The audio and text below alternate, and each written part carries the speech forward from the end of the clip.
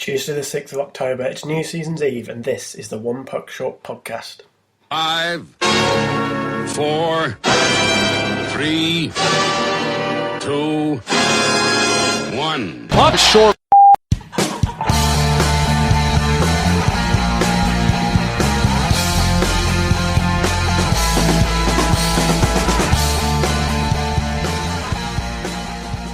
Hello everybody and welcome to a brand new season of the One Puck Short podcast, back for the 2015-16 NHL season, which starts tomorrow when Montreal take on the Toronto Maple Leafs. A classic rivalry right there to start the season. Kind of a good way to start the season, I think.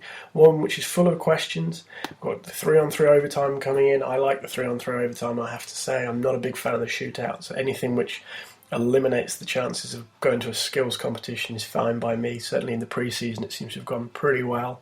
And we've also got coaches' challenges, which nobody really knows how they're going to be utilised yet. A lot of teams used to use timeouts to buy guys who may be caught on a long shift and there's an icing call. Just use that timeout to get those guys a little bit of an extra break. So how the challenges work, we don't know. If there's a goalie interference call on a goal against, then you got to think most coaches would challenge that and look to get that goal wiped out. So a lot of questions heading into the new year. I think we'll know more probably by November time of how these things are really going to integrate into the NHL regular season. The pre-season is one thing, but the regular season will be very different. But as I said, first podcast back for the new season.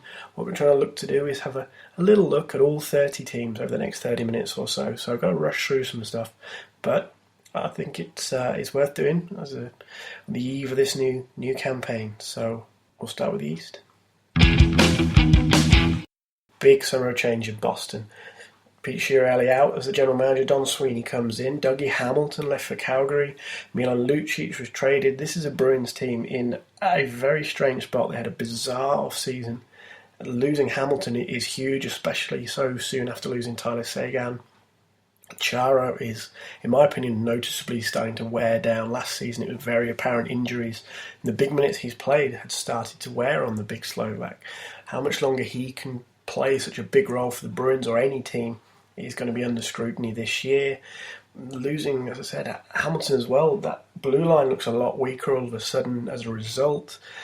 They added Zach Ronaldo, which doesn't make sense. They did have Matt Bolesky, who's a strong player. He had a good postseason for Anaheim last year. Whether he's a 20 to 30 goal scorer on a regular basis remains to be seen. He's a hard worker, he's a good player, but can he fill the gaps left by Lucic's departure and others?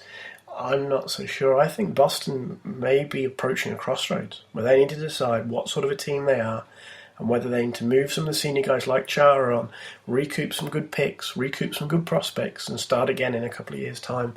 Bergeron and Krejci still got good years left in them. They could make a quick rebuild with 1 or 2 down years and then be back in the mix, but expectations are always high in Massachusetts. Whether the fans will allow that, whether Claude Julien can survive that. He avoided the cull over the summer. Can he hold on? Remains to be seen. It may depend how far Tuukka Rask can take this team, but I am struggling to see them rebounding and making the playoffs this year. Buffalo, on the other hand, are also looking to rebound, maybe pushing for the playoffs. I think that's a big ask this year, but the Jack Eichel era is about to begin. They added Ryan O'Reilly. That's a big piece, regardless of the off-ice issues and the DUI hanging over him. On the ice, he's a quality player. The big X factor for me is Evander Kane, though. He came in, a lot of problems in Winnipeg, fell out with the team, the media, all this sort of stuff. But he comes in now. It's a clean slate for Kane. He was a 30-goal scorer a few years ago. He still could be a 30-goal scorer. And if you put him on a line with Jack Eichel, that could really reap benefits for the Buffalo Sabres. Big questions at the back still. Zach Bogosian, probably a guy in need of a fresh start after an okay time in Winnipeg. Didn't quite hit the level that people expected of him. The question mark at the back is between the pipes. Is Robin Lehner a number one? Another guy who really could have done with a fresh start running theme for the Sabres. I think we mentioned Bogosian, Kane, O'Reilly maybe as well, who kind of had a fractured relationship with the Avalanche. Robin Lehner stalled a lot in Ottawa. There's different reasons for it you hear around the circuit, but this is a good chance for him now on a rebuilding team to really build himself into a number one without too much speculation, too much scrutiny per se this year. I think the eyes will still be on him because of what happened in Ottawa, but Buffalo aren't necessarily expected to be a playoff team, so there's a little bit less pressure there, but he is going to be expected to perform if he's going to be this team's number one moving forward. Speaking of new number ones, Eddie Lack signs a 2-year extension with Carolina worth $5.5 million. A lot of people speculated he would have been the starter from day one were it not for the financial investment Carolina have put in Cam Ward over the years. $6.3 million cap hit Ward carries, but he's an unrestricted free agent in the summer. Lack was set to be as well, but this 2-year extension almost certainly puts him into place to be the starter. Ward may begin the year with a chance to impress, but I think by November, probably Christmas at the very, very latest, Lack will have taken that job and Ward will just be playing out his time in Carolina. Whether anybody else comes in and agrees to take on some of that salary for something else, who knows? The Hurricanes aren't in a great spot. They've got some good D-men like Noah Hannafin, but this is a team who really need to find a way to rebuild themselves again. They've been in decline for a few years now. Ron Francis has got some big decisions. There's some key free agents coming up. Eric Stahl, one of them, who's rumoured to be looking for $9 million a season, which is absolutely crazy given the decline we've seen in him.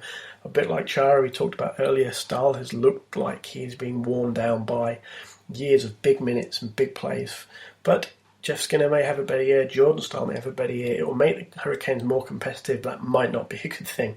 Maybe they could use a little bit of a shake-up. Do what Buffalo and Toronto did towards the end of last year and just clear the decks a little, take it on the chin, have a shot at someone like Austin Matthews, and then rebuild from next year. Rebuilding is a bit of a running theme. The only different way for the Columbus Blue Jackets, they just want an injury-free campaign to get themselves back on track. This is a team that looked like there might be a permanent playoff fixture, or at least in the mix every year to be a playoff team in the East. A lot of injuries last year. They managed to move Nathan Horton, who's pretty much done, unfortunately, so they got something back in David Clarkson.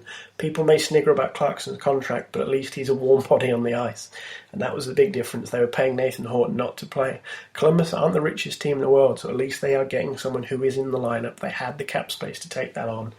They also get Bobrovsky back, hopefully for a whole year. He's going to be key to their campaign. And numerous others who missed time.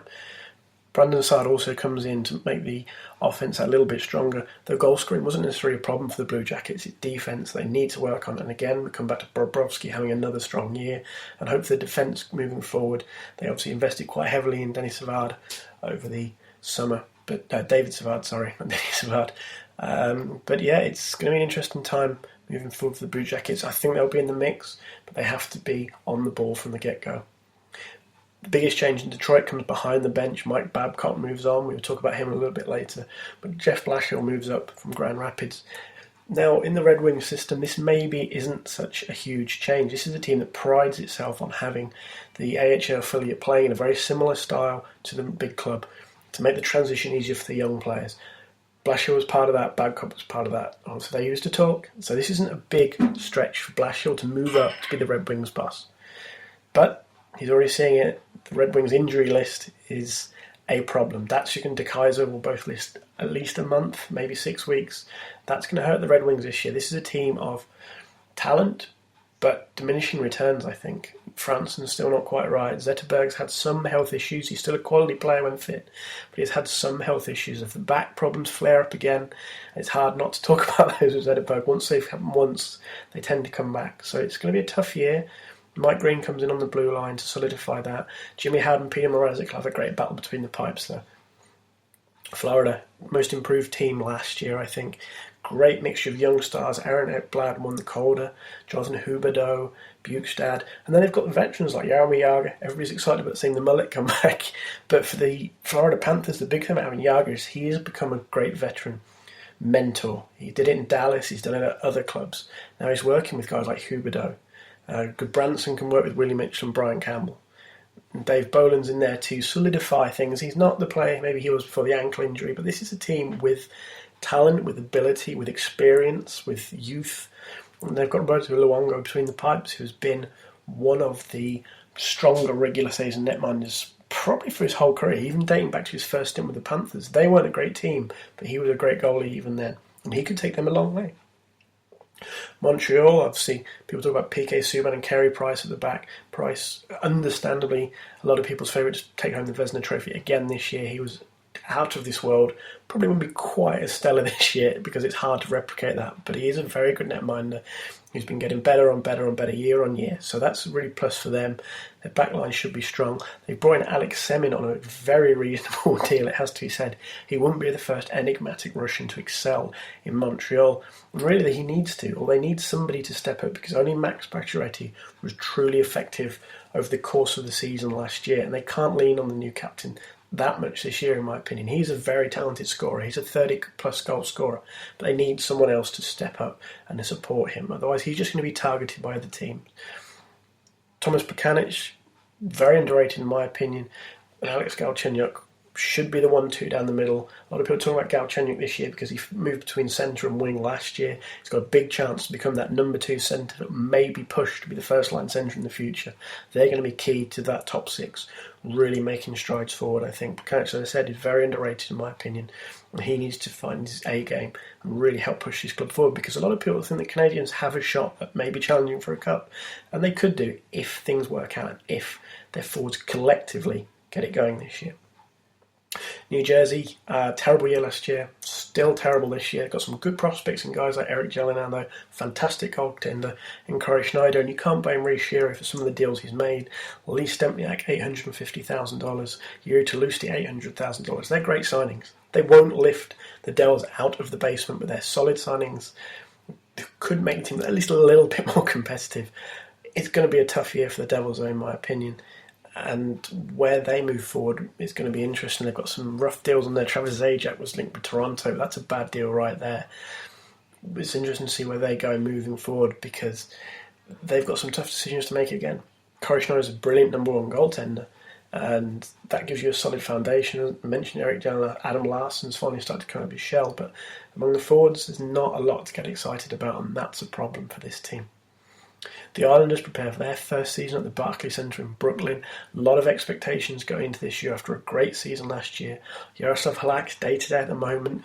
They picked up Jean-Francois Berube, tripping over my words there. Jean-Francois Berube from the LA Kings on waivers today, which suggests Halak might be out for a little bit longer than just a day-to-day. Thomas Greiss and Berube will probably be the starting pair or the partnership to start the season. Then Greiss, a new signing via free agency this summer. Solid goaltender, a lot of pressure on him though, because they're going to want to make a strong start in the new arena. Chicago back-to-back Friday and Saturday to begin the year, not easy. John Tavares, though, and maybe no player other than Alex Ovechkin has been as important to his team as Tavares has been to the Islanders in recent years. He's going to be in the mix for the Heart again. And it's a tough year all around. There's guys like Anders Lee and Brock Nelson who need to prove last year wasn't a flash in the pan and that they can seriously take the Islanders forward. The Rangers, they need to cover for the loss of Martin St. Louis, who retired, and Carl Hagelin, who's moved on to Anaheim. They're still strong on paper, though. Guys like Hayes can start to fill those gaps, hopefully Kreider, if he can continue his progress.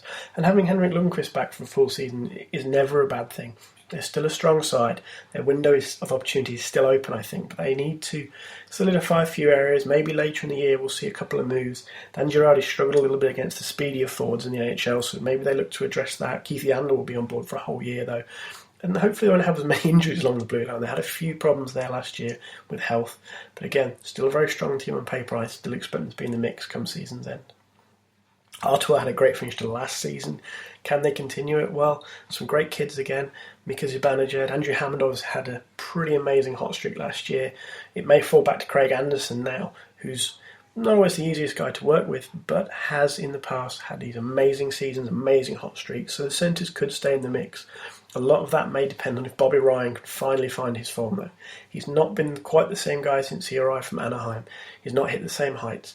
Is that to do with the supporting cast? Maybe, but Ottawa need him to take a step forward now, to be a leader, to be a real scoring threat night in, night out for them, as he often looked for the Ducks. That's key if Ottawa are going to stay in the playoff mix this year.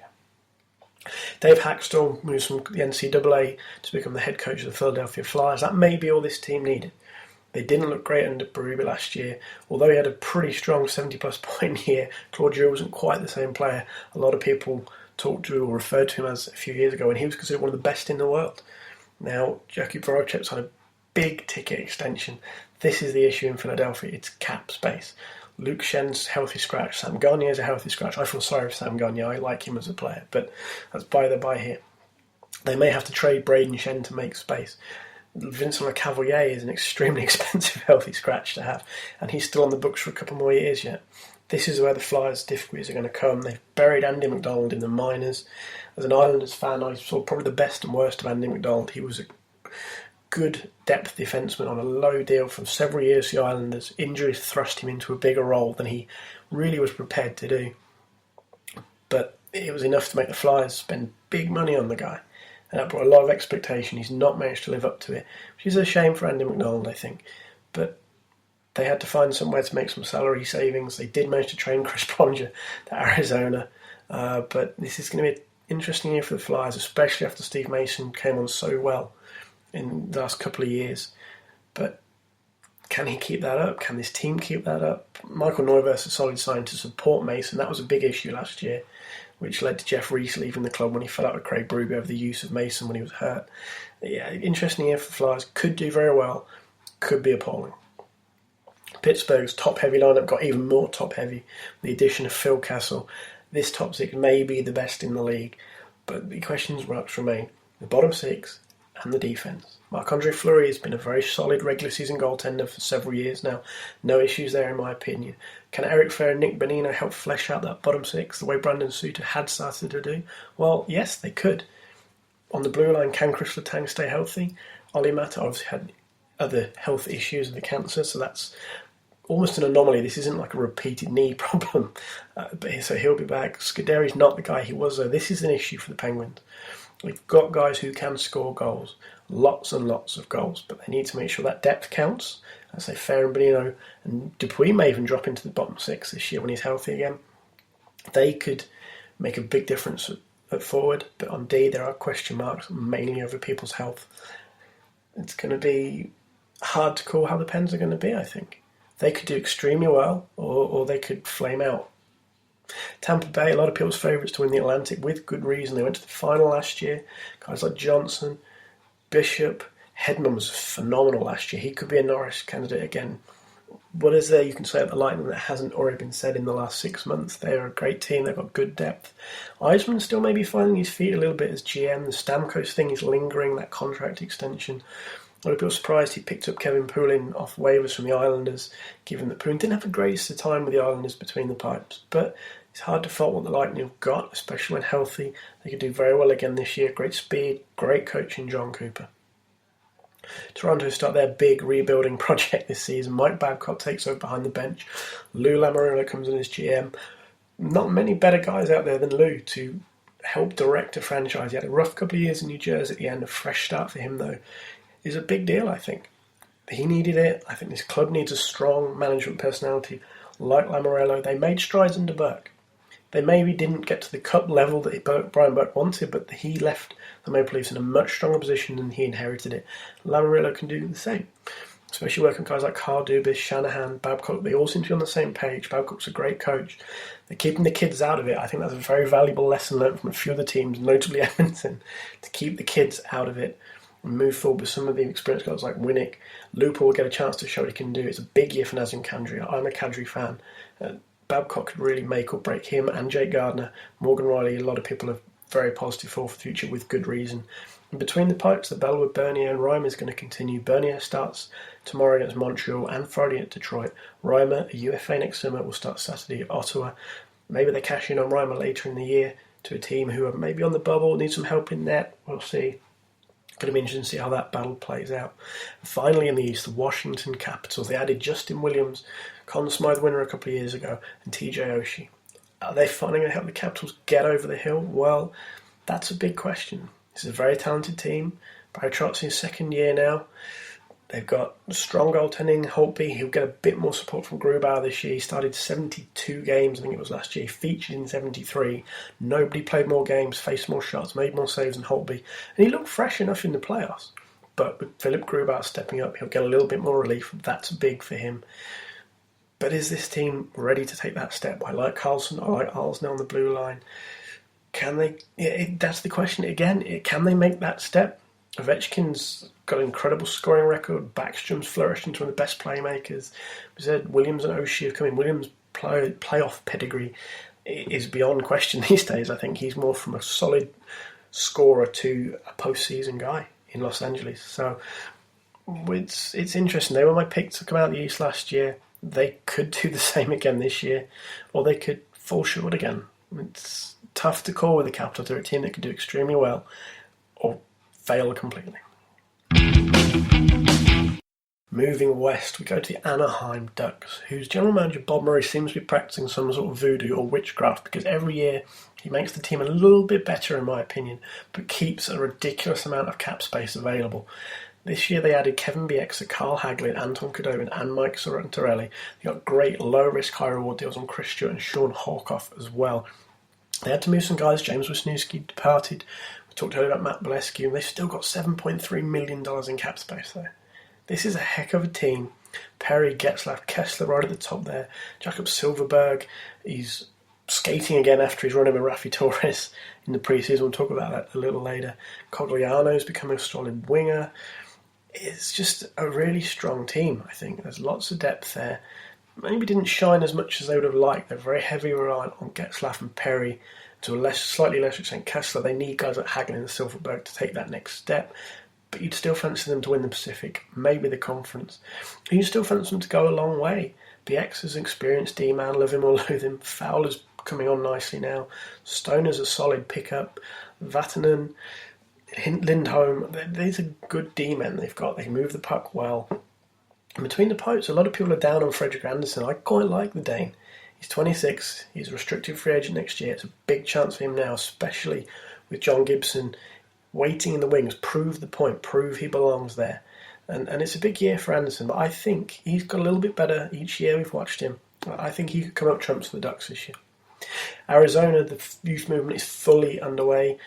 Max Domi, Duclair, they've sent Dylan Strome back to Erie. Not a bad idea. We mentioned it with the Maple Leafs earlier on. Keep some of the kids out of some of these rebuilding phases. You don't need them to come into awkward situations or poor runs of form. We've seen it at other clubs, and it's very difficult to snap that. If they start on a low key, sometimes they just don't get out of that funk. Solid veteran Shane Doan, Anton Vermette back again. A brilliant blue line in Oliver Leckman-Larsen, but the youth prospects are the guys who need to drive this club forward. And is there enough of them with Domi, Duclair, Polini, Strome?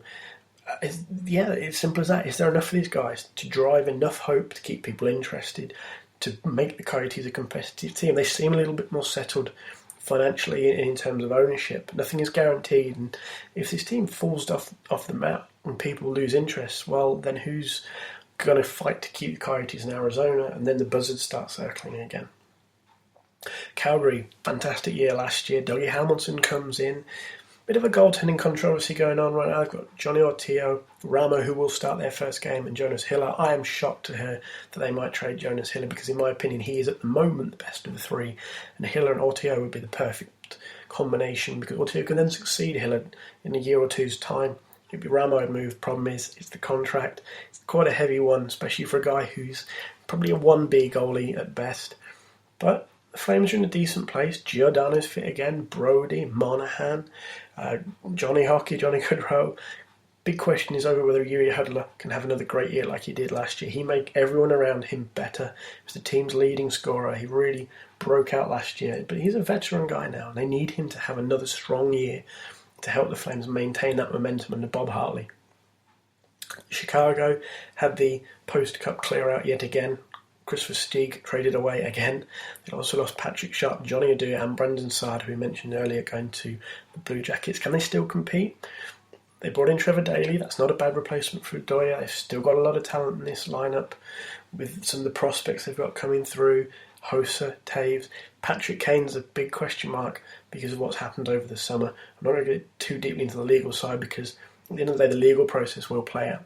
It's not a great optics to have the accusations that have been levelled at Kane there hanging over things. It really doesn't look good. But at the end of the day, he's not been charged in anything. He's not been arrested. It's an accusation, and this is where it gets into really murky territory. If he plays, Chicago are a force, no question in my mind. Great blue line, good goaltender in Corey Crawford, very talented forwards.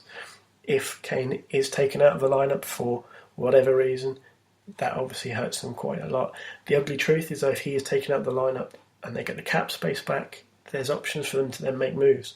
It's not a particularly pleasant situation to talk about, but that's maybe the reality of the situation. It's an ugly truth.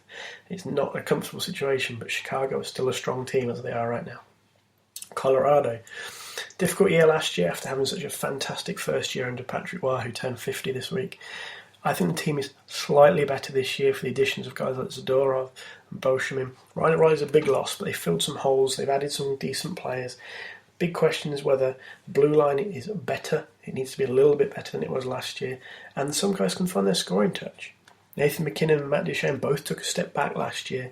McKinnon did miss some time through injury, but Duchene had the drop. But it hurts the team. He's their number one centre now. Paul Stastny's gone. He's the number one right now. Whether McKinnon maybe takes him in the future is irrelevant to this year almost. They need Matt Duchene to be a lot better than he was last year if they're to have any chance of emerging from the Central Division. Dallas added Patrick Sharp and Johnny Oduya to a team which scored 261 goals last year. The problem is they gave up 260. So Oduya helps in that regard. We said Sharp will help the offence. They've got another guy to help the defence, and they brought in Anthony Amy. Now, that creates some controversy, but Kari Lehtinen kind of fell off a cliff last year. Now, one bad season doesn't make Lehtinen a bad goalie. I like Kari Lehtinen. I think he's an excellent goalie. He's come on a long way in Dallas working with Mike Valley. But he did fall off a cliff last year. We can't get away from that. So bringing Naomi in, it's a safety blanket. It gives Lehtinen a chance to rest. It creates some competition. You've got two very competent goaltenders there. I thought Naomi was unfairly maligned quite often in San Jose. This is a strong team. This is perhaps the most exciting franchise in the league right now because they've got things going on at both ends and they're in a legitimately good place to start making a challenge. Speaking of excitement, we move now to Edmonton, where Connor McDavid fever has officially arrived. No question they have a great group of forwards with Hall. Eberle will miss the start of the season through injury, but he'll be back. Ryan Nugent-Hopkins. But the D still raises some question marks, as does the goaltending. Andrei Sekera is a great pickup. Hopefully it will reduce some of the pressure on Justin Schultz, who really buckled under the weight of the expectation on him last year. But can Talbot be the number one? He had a great stint with the Rangers last year, but playing behind the Rangers defence is much, much different to playing behind the Oilers defence. Now, that may change a little this year. Tom McClellan comes in as coach. He's a very good, very well-respected coach. Just getting them a little bit more organised in their own end would be a significant step forward. Pete Chiarot comes in, experienced GM, cup-winning GM. It's a very exciting time for the Oilers. At last, they've made the changes that needed to be made. Are they a playoff team yet? I think they're still a year, maybe two away when guys like Darnell Nurse, Griffin Royhart start to come through and they sort out some of their systems, but they're definitely on the right track. Finally, at last, long overdue. Los Angeles missed the playoffs last year. Defending champions missed the playoffs. But this is still the Kings. This is still a great team. They may have lost Justin Williams, but they've added Milan Lucic, who, like a few others we've mentioned earlier in the podcast, maybe could have done with a change of scene. He gets that with LA. Jonathan Quick, still one of the league's strongest goaltenders. Drew Doughty is one of the best defenders in the league, without question. And they've got guys like Anze Kopitar. Dustin Brown. Dustin Brown's an interesting one. He needs to find his game again. Because as the Kings have kind of wobbled a bit, Brown's production's just fallen off a cliff in the regular season. He needs to be a guy who starts scoring again, because one of the Kings' biggest criticisms was they didn't score enough. They got by on very strong defence with Doughty, Muzzin and co. He needs to start scoring. He needs to help lead that offence again, because they can't get by scoring 230 goals while other teams around them are scoring 260. It just doesn't work. They need to find that again, and it's going to be a very exciting year for LA. I think they'll bounce back, and I think they'll bounce back with some style. In Minnesota, it's all eyes on Devin Dubnyk again. He came in January last year. He helped turn their season around. They were 13th when he arrived. They made the playoffs. They have the talent. Parise and Sutter are great foundation blocks. Guys like Niederreiter are emerging. This is a team with talent. And I quite like Mike Yao as a coach. Whether he will survive, he's the one who's perennially under pressure for some reason.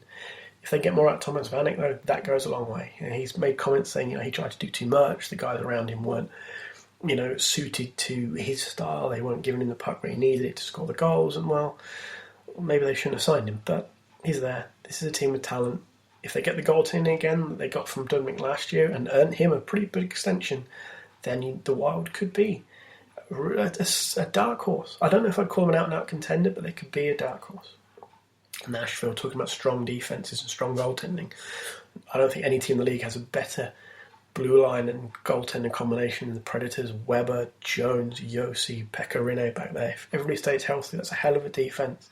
They need to get a little bit more out of guys like James Neal, though. That offence is still a little bit of a problem. It was supposed to get better last year under Pete Laviolette with some big signings like Neal. It did get a little bit better, but Neal wasn't the force of old. Maybe injuries have taken their toll, but they're going to be looking to him to score a little bit more this year.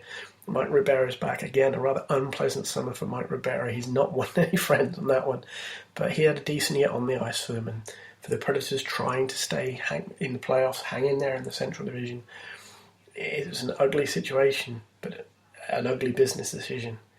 And that's maybe the only justification you can give. It is a business to keep the team in the playoffs, to keep the money coming in, and it doesn't look good again. The optics are poor. But what's done is done. Cody Hodgson also comes in, big year for him, I think. He's really fallen off the map. He had a lot of problems in Vancouver with injuries and struggling to break the team. He made a few comments publicly. Didn't really find his game too much in Buffalo, but then nobody came out of last year smelling of roses in Buffalo. He's now in Nashville. Big chance for him. I like Hodgson. I think there's something there, but he needs to find his A game again. And he could do that with Nashville. He'll get opportunities, I think. San Jose begin life under Pete DeBoer, but I don't know what direction this team is heading in. I just can't fathom it out. Joel Pavelski is the captain. Thornton and Marlowe are still there. They signed Joel Ward. Paul Martin comes in on the blue line, but what way is this team heading? I don't know if they can still be a contender. I don't know if Stalock and Jones are a goaltending partnership that can make them a contender. They may be. I'm not overly convinced by that yet. They've got talent. Guys like Thornton is still a great playmaker. Marlowe still chips in every year. Brent Burns has had a great year, or a great couple of years. Mirko Muller, Thomas Hertl, there's talent there, but I just can't figure out where this team's going because some of these guys are getting older. Pavelski's in his 30s. Thornton's 36. Marlowe's 36 as well, if I remember rightly. They're getting older. And I don't know what way this team is heading. And I almost feel like Doug Wilson's fighting to keep his job by bringing in guys like Ward and Martin just to keep bailing out the canoe before it sinks. St. Louis Blues, they were my pick to win the Cup last year. They crashed out in round one, and there are two serious questions in mind, maybe three serious questions. Is this as far as Ken Hitchcock can take them? We've heard before people talk about one guy lays the table, another guy dines out on it. Is Hitchcock the guy laying the table? I'm starting to wonder if he is. If he's taken the Blues as far as he can, it's time for someone else to step in, to change things up, maybe kick a couple of garbage cans over just to shake this team up, make them realise that it's, 98 games minimum to win a Stanley Cup. So, yeah, that's one question there. Between the pipes, there may not be a better synergy between a defence and a goaltender than Brian Elliott and the Blues. They keep the high-quality shots down on him, and he's tidy enough to mop up the rest. I think his numbers have been inflated by playing behind the Blues, but his style suits them. He's passive enough, the way they play, it all kind of fits. We saw with Ryan Miller what can happen when a more aggressive goalie goes into there. It doesn't always work out. But the future of Blues goaltender Jake Allen, I don't know. There's just something there that hasn't clicked with Allen yet, and I'm starting to wonder if it ever will, especially if Phoenix Copley came in as part of the trade. We saw TJ Oshie move to Washington. The Blues also tried Troy Brower to give them a bit more grunt. But if you want to talk about grunt, David Backes, he's a guy who needs to step up in the postseason. He's almost the poster boy for St. Louis hockey right now. He's great in the regular season, a wrecking ball at times, and just disappears a little bit in the playoffs. They need to get over that hump. They have a very talented team. They've got a great window. Tarasenko, Laterra is emergent last season.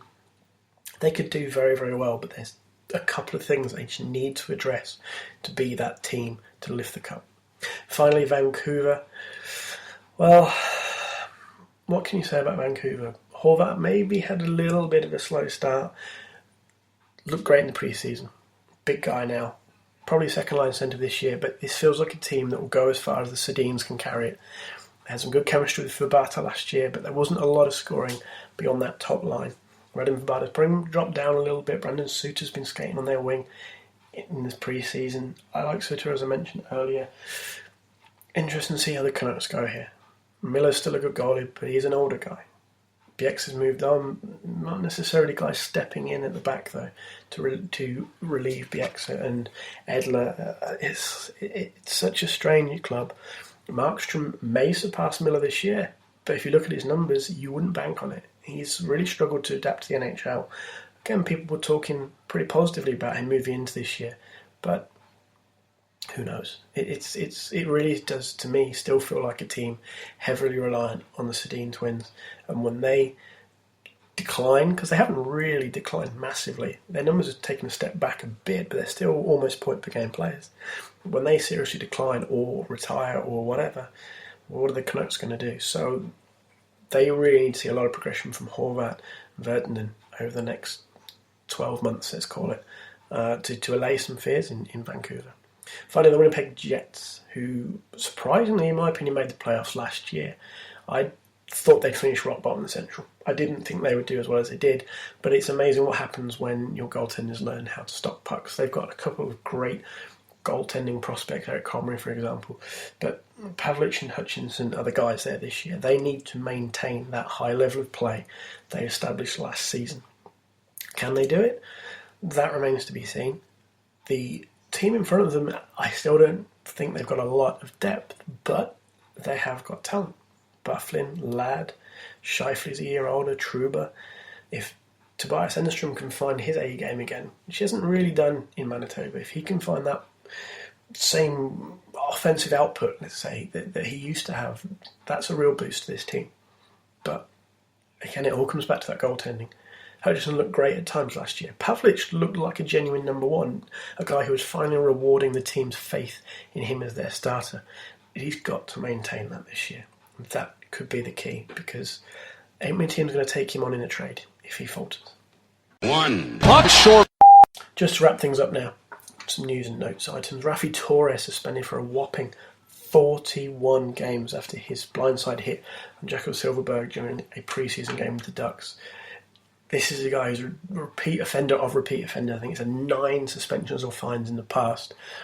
His last suspension, I think it was 8 games if I remember rightly. He's only played 15 games since that hit on Jarrett Stoll, which earned him the 8-game suspension, partly due to a serious injury Torres sustained last year. But this is a guy who just doesn't seem to get it, and why he made that hit at any situation, let alone a preseason game, I don't know. That's a whopping great big ban, and hopefully it is a sign that the Department of Player Safety is going to lay down the law in a big way this year, really hit guys hard, and try and teach some damn lessons to some of these guys.